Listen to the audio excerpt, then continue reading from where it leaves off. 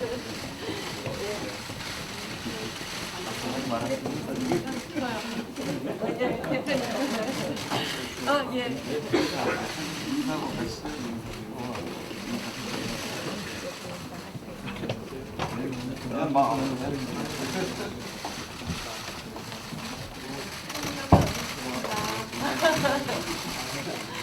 갈게요.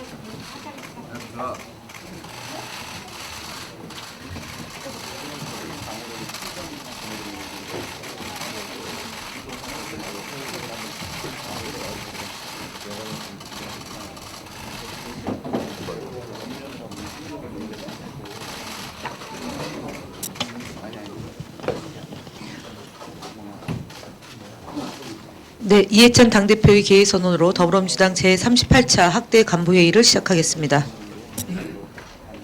제38자 학대 간부회의를 시작하겠습니다.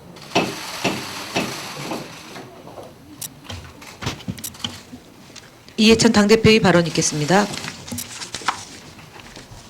코로나19 감염병은 상황은 잘 관리되고 있지만 그 여파로 자영업이 굉장히 어려움을 겪고 있습니다.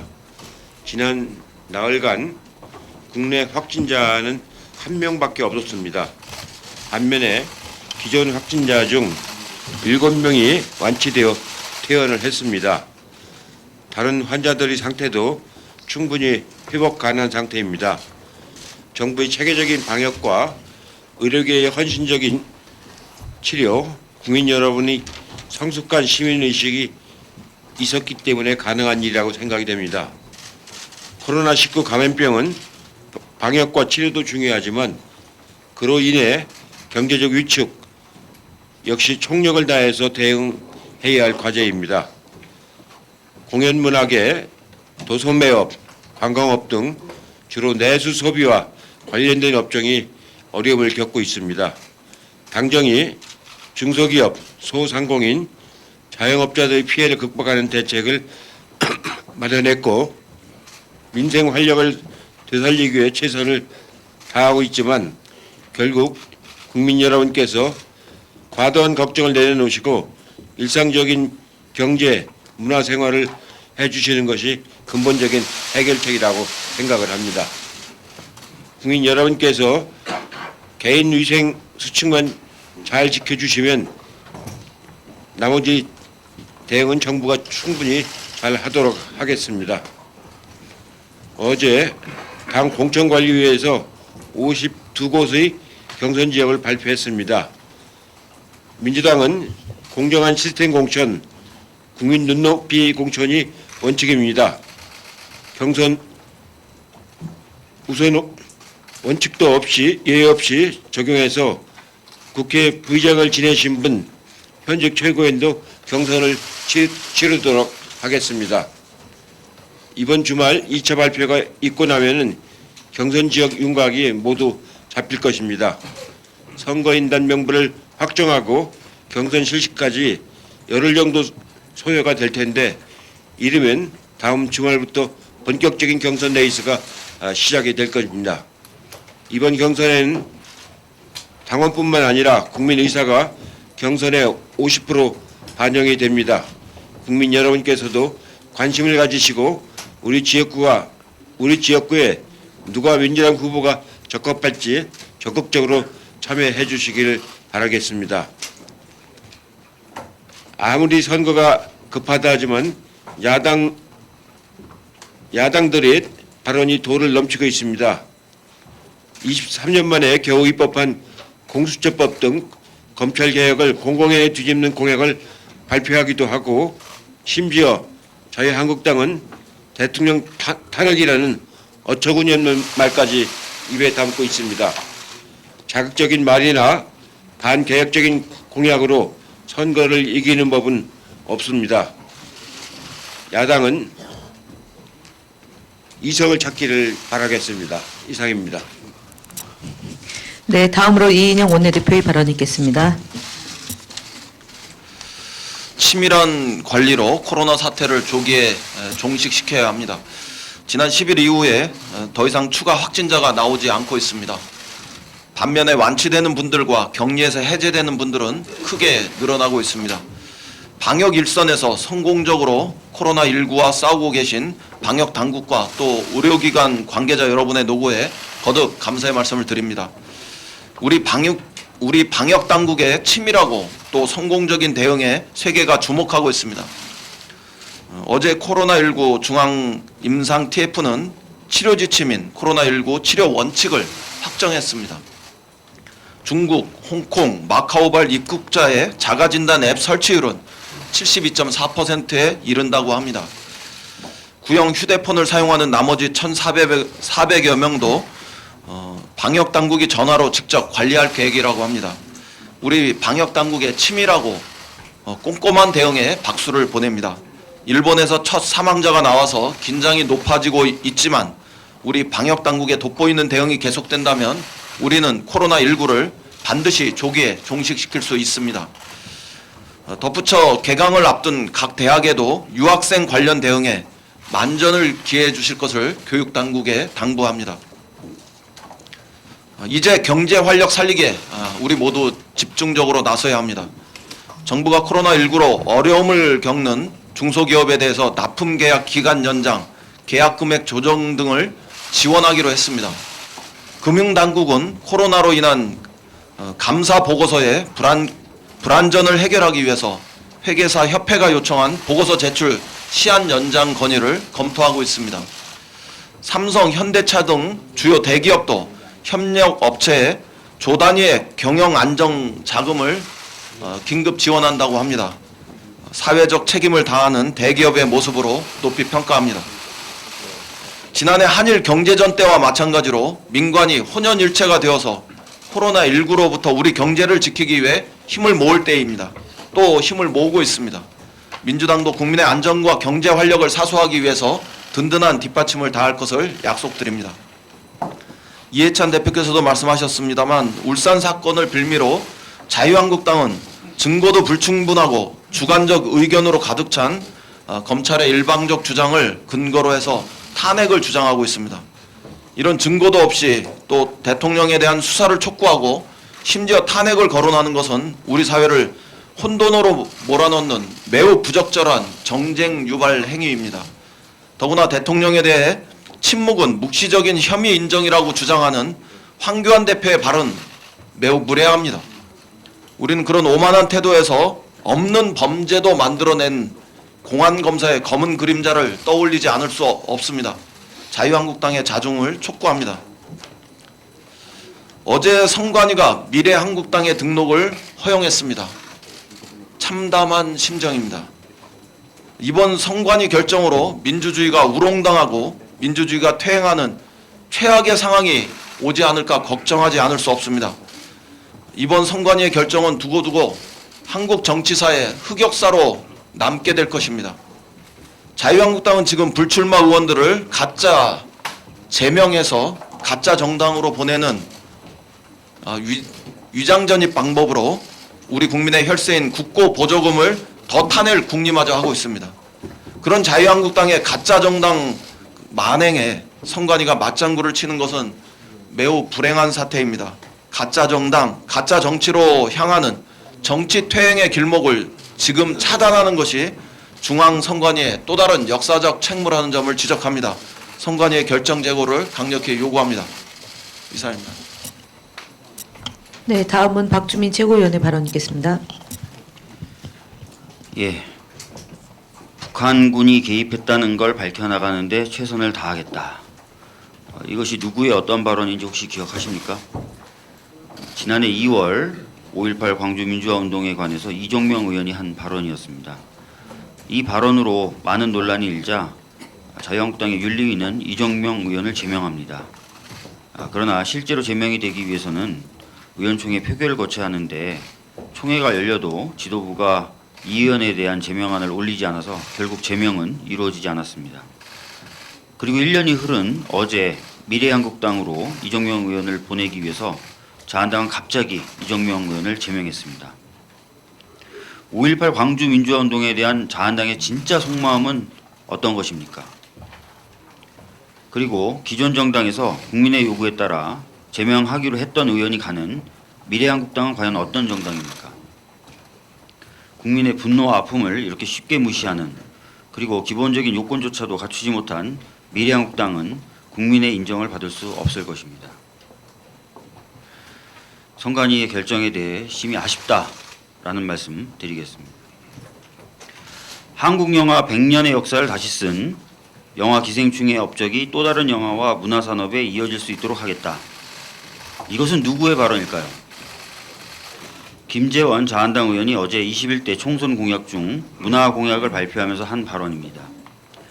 잘 아시겠지만 봉준호 감독은 이명박 정부 때는 국가정보원이 꼽은 좌성향 예술인 82명 가운데 강성 성향으로 분류됐었고, 박근혜 정부 때는 좌성향 문화예술인 249명 중에 B등급에 포함된 적이 있는 사람입니다. 그가 만들었던 설국열차는 시장경제를 부정하고 사회저항운동을 부추긴다는 이유로, 괴물은 반미정서와 정부의 무능을 부각해 국민의식을 작용화시킨다는 이유로, 살인의 추억은 공무원과 경찰을 비리 집단으로 묘사해 국민에게 부정적 인식을 준다는 이유로 불온시 당했습니다. 봉준호 감독은 작년에 프랑스 AFP 통신과 인터뷰를 하면서 박근혜 정부 시절에 대해서 한국의 예술가들을 깊은 트라우마에 잠기게 한 악몽 같은 몇 년이었다. 여전히 트라우마에서 헤어나지 못한 일도 있다라고 밝혔습니다. 이 인터뷰가 포함된 AFP 통신의 기사 제목은 블랙리스트에서 블록버스터까지였습니다. 우리 국민들은 봉준호 감독이 문학의 블랙리스트에 올라서 각종 지원과 기회로부터 배제되었던 것을 분명하게 기억하고 있습니다. 전 정권에서의 태도와 지금의 태도가 너무 다릅니다. 자한당은 혼란스럽습니다. 영화와 예술에 대한 자한당의 진정한 속마음은 어떤 것입니까? 자한당이 문화와 예술의 발전을 위해 노력하겠다고 입장을 밝힌 것은 환영합니다만, 우선 기생충의 아카데미 석권은 한국 민주주의의 승리다라는 미국 워싱턴 포스트의 이야기에 귀를 기울여 주었으면 합니다. 이상입니다.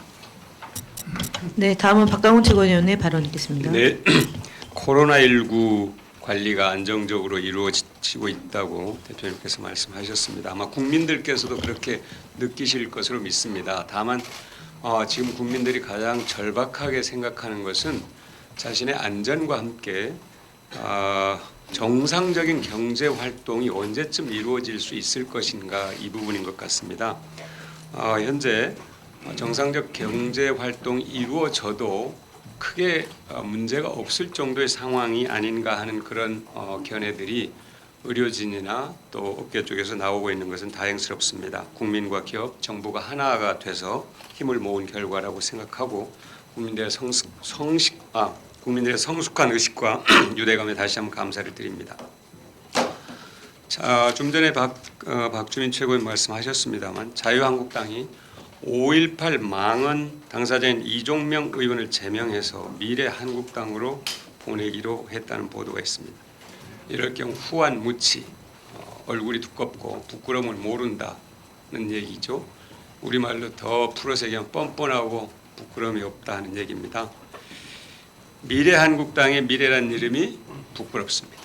과거 한국당으로 고쳐서 부르기를 권합니다. 마찬가지로 보수통합당의 당명을 미래통합당으로 정했다고 합니다. 그런데 통합의 내용을 보니까 국정농단과 탄핵 당시의 모습으로 돌아가는 것 같습니다. 거꾸로 완벽하게. 미래로 가는 모습은 1도 없습니다. 미래통합당이 아니라 과거 통합당이 훨씬 어울립니다. 대표님, 원내대표님 말씀하셨습니다만 요즘 탄핵을 친구 이름 부르듯이 점심 메뉴 정하는 것보다도 덜 고민한 흔적이 없이 입에 올리는 사람들이 있습니다. 국민 모독, 헌법 모독입니다. 탄핵은 몇 사람이 기분 나쁘다고 해서 마음에 안 든다고 해서 정치 공세용으로 입에 올릴 수 있는 말이 아닙니다. 우리 국민의 최고의 의사결정이며 가장 무겁고 엄숙한 선택입니다. 국정농단 세력에 대한 탄핵은 국민의 명령이자 역사의 단죄였습니다. 박근혜 당시 대통령 개인에 대한 탄핵에 머문 것이 아니라 해방 이후 한국 사회를 지배해온 정치, 경제, 사회, 문화 모든 분야에서 잘못된 관행과 제도를 탄핵한 것이었습니다. 우리 국민의 민주주의를 지키기 위한 절박한 또 절실한 의지와 행동의 산물이었습니다.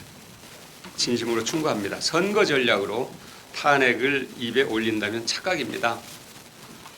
결코 도움이 안 되는 자해공갈 수준의 하지하책이라는 겁니다. 탄핵을 말할수록 자꾸 박근혜 전 대통령을 소환할 수밖에 없습니다. 탄핵을 말할수록 국정농단과 탄핵의 주도 세력이었다. 국정농단의 주도 세력, 탄핵을 당한 세력의 수렁으로 빠져든다는 것을 알기 바랍니다. 우리 국민의 위대함을 아직도 깨닫지 못하고 있는 데 대해서 안타깝습니다. 쉽사리 탄핵을 입에 올리는 세력은 망합니다. 그것이 역사의 교훈입니다.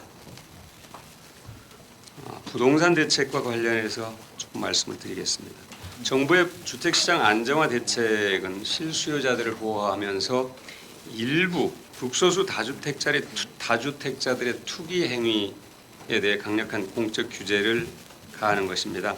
지난해 12월 서울 아파트값이 오른 이유가 집 있는 사람이 집을 더 샀기 때문입니다. 무주택자의 매수 비중이 44%, 유주택자의 매수 비중이 56%로 집계된 것에서 알 수 있습니다. 두 가지 지표를 확인해 보면 더 분명해지는데요. 나이스 평가 정보를 토대로 다주택자들의 소득 부채 현황을 분석해 보니까 집을 한 채 가진 500만 명의 연평균 소득은 4,400만 원 수준이었습니다. 그런데 집을 10채 가진 297명이 있는데 그들의 연평균 소득을 봤더니 5천만 원 수준입니다. 소득은 별 차이가 없는데 어떻게 해서 집을 많이 갖고 있는가? 그건 바로 주택담보대출 때문입니다. 주택담보대출에서 6억 원 정도의 격차가 있었습니다. 대출을 받아서 전세를 끼고 집을 사고 다시 또 대출을 받아서 전세를 끼고 집을 사는 이 갭투자인데요. 이들이 갭투자로 자산 증식을 하면서 주택시장을 심각하게 왜곡시켜 왔다는 것입니다. 이것을 바로잡고자 하는 것이 정부의 주택 정책이라는 점을 다시 한번 말씀드리고 반드시 투기 세력을 근절하겠다는 것 강조해서 말씀드립니다. 이상입니다. 예, 다음은 서른채 의원의 발언 있겠습니다. 조금 전에 박주민 대표께서도 말씀했습니다마는 황교안 대표의 80년 무슨 사태 발언으로 5.18을 폄훼한 자유한국당이 또다시 광주와 5.18 유가족 민주시민들에게 모욕감을 안겼습니다. 자유한국당 어제 5.18 망언으로 당 윤리위로부터 제명처분을 받은 이종명 의원을 1년 만에 제명처분했습니다. 그러나 이는 5.18 망언에 대한 책임을 물어 제명을 한 것이 아니라 위장정당인 미래한국당으로 이적을 위해서 제명을 한 것입니다. 국회 다양성 확보라는 선거의 취지를 무력화시키고 자신들의 의석을 늘리기 위한 위장정당을 위해서 제명을 한 것이라 생각해서 후한무치한 행동이라고 말할 수밖에 없습니다. 자유한국당이 제명을 1년이나 미루다가 이제서 제명한 이유도 이달 15일에 지급되는 국고보고조금을 한 푼이라도 더 받기 위해서라고 생각합니다. 위장정당인 미래한국당에 15일 이전에 한 명 의원이 더 이적하면은 5명의 현역 의원을 확보해서 5억 이상의 국고보조금을 받게 됩니다. 위장정당으로 정치를 희화화하고 민의를 왜곡하는 것도 모자라서 국민 혈세까지 훔치는 행동입니다. 자유한국당은 소속 의원이 5.18 폄훼 논란이 일 때마다 그런 의미가 아니란 식으로 의미를 축소했습니다. 그러나 망언 3인방 중 김술래 의원은 현재 최고위원으로 당 지도부이고 김진태 의원은 말뿐인 경고 조치를 받았고 이종명 의원은 위장제명으로 이적을 시킨 만큼 5.18 망언 세력과 다르지 않다는 것을 증명한 셈입니다. 황교안 대표는 역사 왜곡 발언에 대해서 대한 비판에 대해서 법적 대응 운운할 게 아니라 5.18 민주화 운동에 대한 자신의 입장을 분명하게 밝혀야 할 것입니다. 또한 5.18 망언 의원을 위정장릉으로 보낸 위장제명에 대해서 즉각 사과하고 이혼 빼돌리기를 중단하기 바랍니다. 민주주의를 모독하고 정치개혁을 훼손하는 행태에 대해서는 국민들께서 엄중한 심판이 있을 것으로 생각합니다. 이상입니다. 네, 다음은 김혜영 최고위원의 발언 있겠습니다.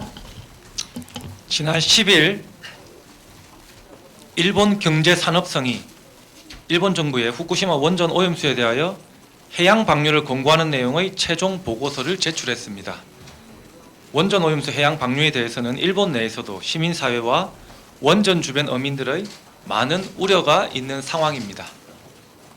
다른 대안이 있음에도 불구하고 비용 절감이라는 차원에서 해양 방류를 강행한다면 이는 일본이 국제법상의 책임을 다하지 않는 것입니다. 더불어민주당과 정부는 일본 정부의 원전 오염수 해양 방류를 막기 위한 국제법상의 대응은 물론 국제사회와의 연대를 통한 모든 대응책을 강구해 나가겠습니다. 추미애 장관님께 한 말씀 드리고자 합니다. 검찰개혁 필요하고 지속적으로 추진해 나가야 합니다. 다만 장관께서 추진하는 개혁 방안들이 국민들로 하여금 정치적 사건과 관련이 있는 것처럼 비춰지지 않도록 각별한 주의를 부탁드립니다. 또한 국민들의 오해를 사지 않도록 발언 하나하나에 신중을 기해 주시기를 당부드립니다. 이상입니다. 네, 다음은 남인순 최고위원의 발언 있겠습니다. 네, 17일부터 30일간 2월 임시국회가 열립니다. 감염병 대응을 강화하기 위한 검역법과 의료법, 감염병 예방관리법을 조속히 처리를 해야 합니다.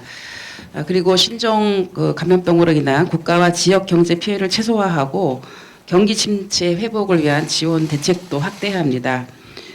지금 정부가 느끼는 것 이상으로 골목 상권에 상당히 위축이 되고 있습니다.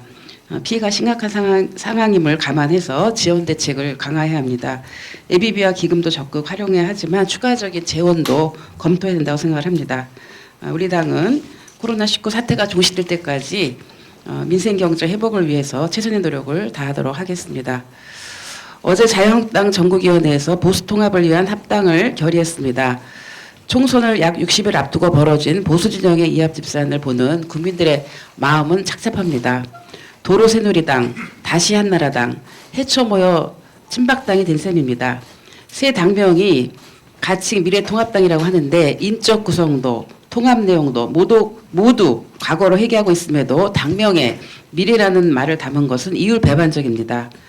황교안 대표는 전국이 모두 발언에서 오늘은 보수정당 역사에서 보기 드문 성공적 통합의 역사를 다시 한번 쓴 날로 기억될 것이라고 강조했지만 민주당과 문재인 정권을 비판한 것 이외에 어떤 비전과 가치, 정책으로 합당을 추진하게 되었는지에 대해서 알 수 없습니다.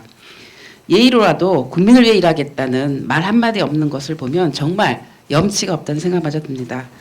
우리 총선에서 몇 석이라도 더 확보하고자 정치공학적인 목적으로 때마다 옷을 바꿔 입는 이런 행태로는 건강한 보수, 합리적 보수의 얼굴을 기대하기 힘듭니다. 자유한국당은 시국이 비상인 시절에 감동도 진심도 느껴지지 않는 자기들만의 합당 잔치상을 거둬들이고 정책 선거로 당당히 경쟁하기 바랍니다. 이상입니다. 네, 다음은 이수진 최고위원의 발언 있겠습니다. 네, 더불어민주당은 코로나19로 움츠렸던 경제 심리가 살아나 중소기업이나 소상공인 등 민생 경제가 제대로 작동할 수 있도록 총력 지원하고 있습니다만 제가 어제 저녁 어떤 식당 대표자분과 얘기를 하게 됐습니다. 정부가 예비비를 비롯한 예산 지원을 해주는 부분에 대해서는 상당히 고맙긴 하나 또 현장에서 또 수령이라든지 그 절차에 대해서는 어려움을 호소하는 부분이 있었습니다. 우리 당은 콜센터를 좀 더 강화하고 또 지자체의 자세하고 쉬운 설명 절차를 다시 한번 꼼꼼하게 좀 챙겨보도록 하겠습니다. 4.15 총선이 딱 2달 남았습니다. 엊그제 남인순 최고위원께서도 여성 공천 30% 비율이 쉽지 않다는 발언은 큰 울림이 있었습니다. 여성단체 연합을 비롯한 여러 단체들의 우려도 제게 전달이 되었습니다. 유럽 의회의 여성 비율이 37%에 이르는 데 비해 매번 조금씩밖에 오르지 않는다고 주장하는 소식은 우리나라 현실을 반추해 보기에도 부끄러운 자화상입니다.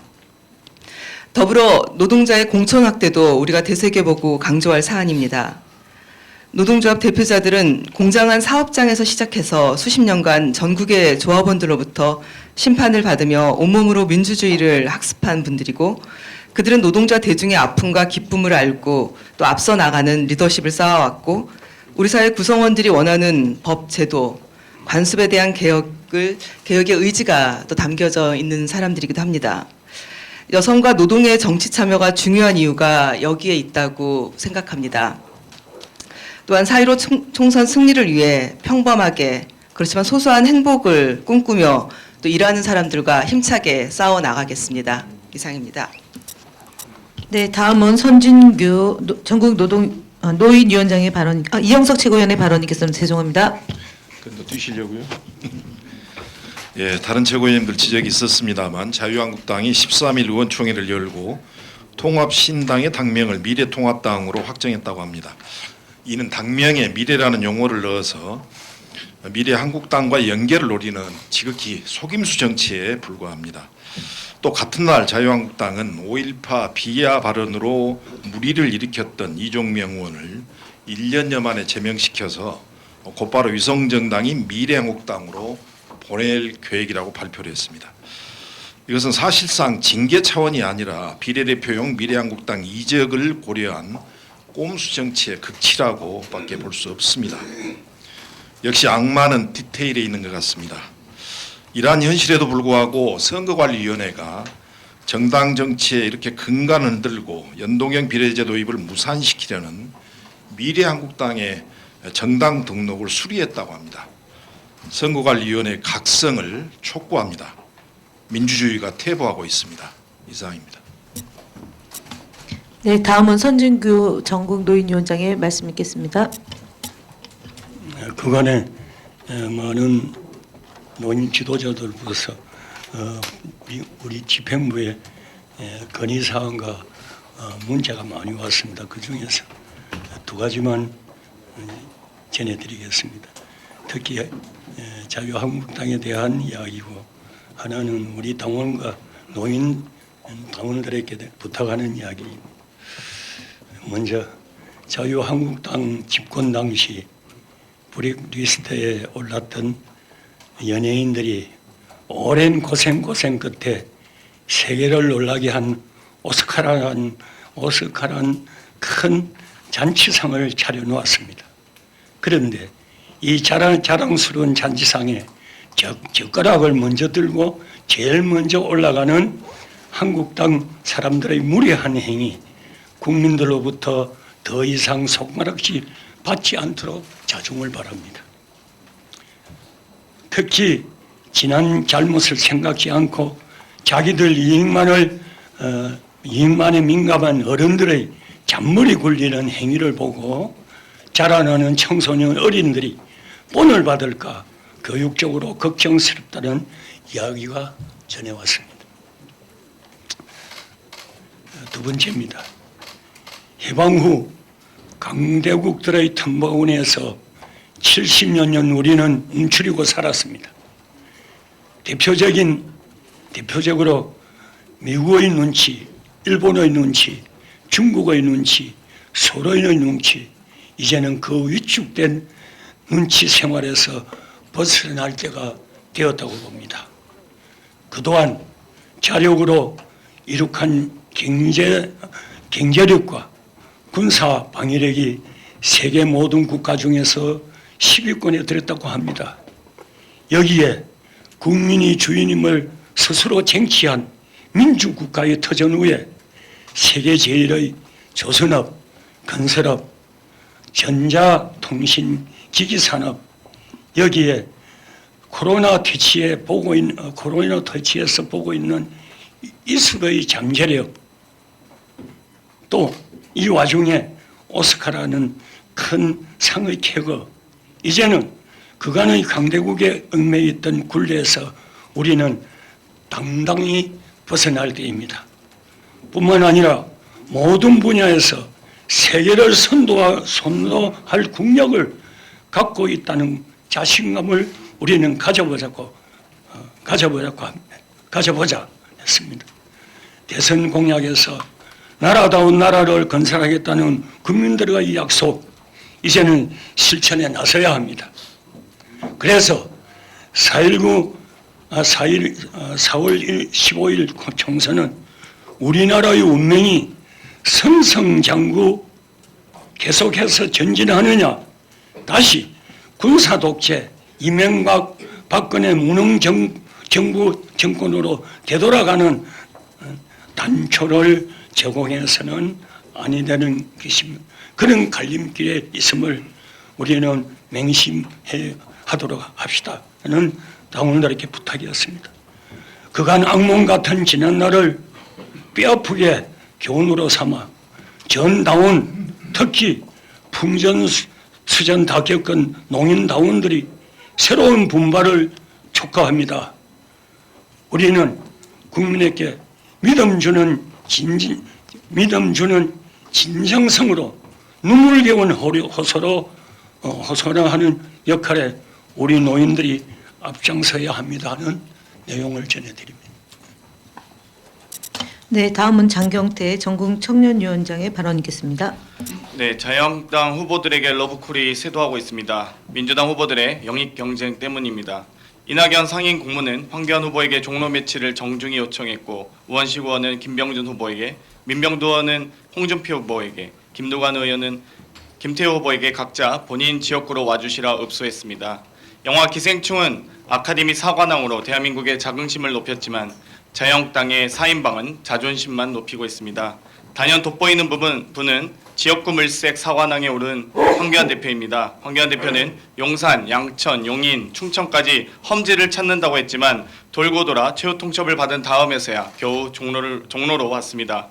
세보수당의 30대 이준석 젊은 정당 위원장도 호기롭게 노원으로 가는데 다른 분들은 러브콜을 보내도 오지 않아 씁쓸합니다. 위성정당 창당과 인위적인 보수 통합은 그렇다 하더라도 국민께 나아가는 모습만큼은 정직하고 진심이어야 합니다. 격전지를 찾는다고 하지만 험지에서 먼 교고지를 찾는 것이 아닌지 궁금합니다. 교고지에서 낙오자가 되지 말고 격전지에서의 준엄한 경쟁을 펼치시길 바랍니다. 자유한국당의 자칭 거물 4인방이 물색 4인방에 머물지 않고 위상과 인지도에 걸맞는 품격 있는 경쟁을 기대하겠습니다. 네, 이상으로 회의를 비공개로 전환하겠습니다. 언론인 여러분들의 협조를 바랍니다.